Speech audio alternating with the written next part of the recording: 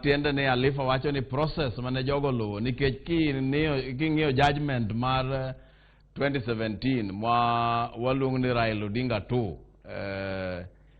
ne Maraga Court nowacho ni election and process ok en result. Ok inyalo wacho ni an ing'e ni osemiya gini ayombo. IEBC nyaka wach kendo nyaka thibitisha ni process mane giluwo ni bende en process ma okete katiba to gi Elections Act ni mae gino nego bed itim kama chieng' ma kama itim kama chieng' ma kama nikech election ma kama ema kore nene public participation nikech en gir jopiny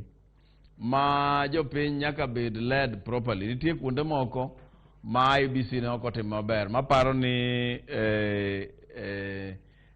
petition mar Halifa no en petition motegno.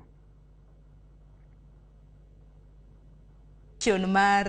Halifa en petition motega lakini kaluore gi ni miyawa Halifa gi lange moriwo Jojo Sewe wantiere gi Ruth Mumbi kanyakla gi Grace Kamau koro ne giliko ni